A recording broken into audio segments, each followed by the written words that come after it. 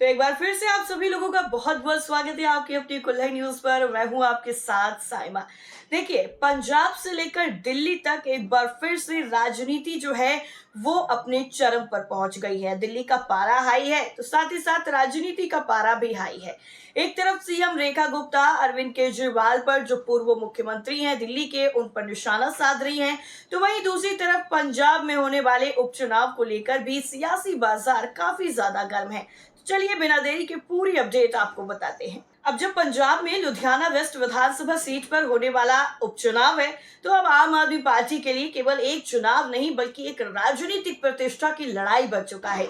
क्योंकि 19 जून को होने वाले इस उपचुनाव में पार्टी ने अपनी पूरी ताकत झोंक दी है ताकि संजीव अरोड़ा को जिताया जा सके। इसका डायरेक्ट कनेक्शन आम आदमी पार्टी के राष्ट्रीय संयोजक अरविंद केजरीवाल से है, जिनके बारे में ये कहा जा रहा है कि अगर संजीव अरोड़ा जीतते हैं तो उन्हें इस सीट से इस्तीफा देना होगा।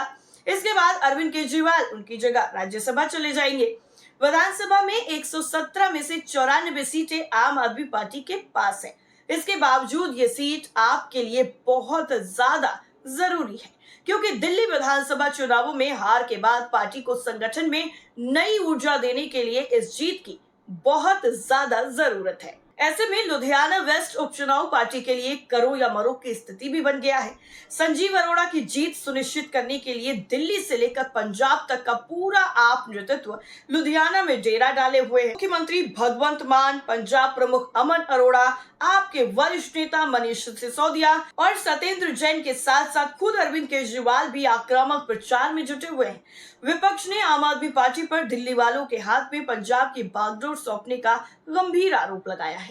कांग्रेस और बीजेपी लगातार इसे मुद्दा बना रही हैं और इसके जवाब में आपने तर्क दिया है कि कांग्रेस भी छत्तीसगढ़ के नेता भूपेश बघेल के नेतृत्व में चुनाव प्रबंधन करवा रही है।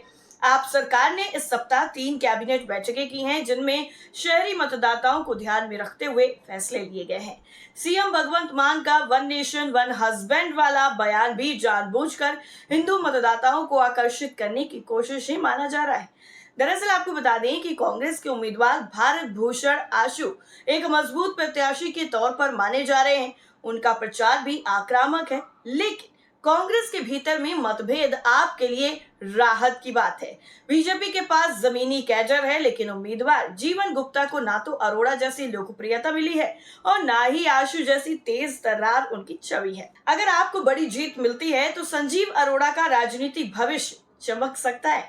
उन्हें पंजाब में बड़ा मंत्रालय मिल सकता है। उनकी जगह अरविंद केजरीवाल राज्यसभा जा सकते हैं।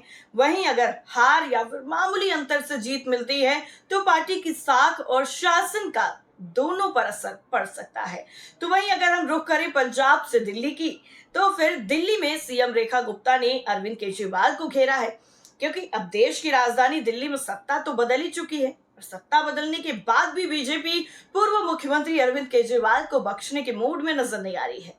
जी हाँ, दिल्ली की मुख्यमंत्री रेखा गुप्ता ने आम आदमी पार्टी यानी आप और कांग्रेस पर झुग्गी वासियों को सालों तक बेवकूफ बनाने और उन्हें बुनियादी सुविधाएं भी उपलब्ध नहीं कराने का आरोप लगाते हुए तीखा हमला किया। JJ cluster, Nehru camp, Haiderpur में 24 सीटें जनसेवा शिविर, जेएससी के निर्माण कार्य का उद्घाटन करने के बाद सीएम रेखा गुप्ता ने कहा कि जनता को बेहतर सेवाएं और सुविधाएं प्रदान करना सरकार की जिम्मेदारी है और दिल्ली सरकार अपनी जिम्मेदारी को पूरा करने की राह पर आगे बढ़ रही है। इतना ही नहीं, सीएम रेखा गुप्ता ने आगे ये भी कहा है कि पिछली सरकारों ने झुग्गी वासियों को मूर्ख बनाया था और उनसे कहा था कि वो भाजपा को वोट ना दे। पूर्व मुख्यमंत्री केजरीवाल और शीला दीक्षित की सरकार ने झुग्गी वासियों के लिए कोई काम नहीं किया, महज फंड की घोषणा की। लेकिन दिल्ली की भाजपा सरकार 700 करोड़ रुपए की लागत से राजधानी में विकास परियोजनाओं पर काम कर रही है। इसके साथ ही दिल्ली में झुग्गियों पर कोर्ट के आदेश के बाद तोड़फोड़ कार्रवाई पर आम आदमी पार्टी की तरफ से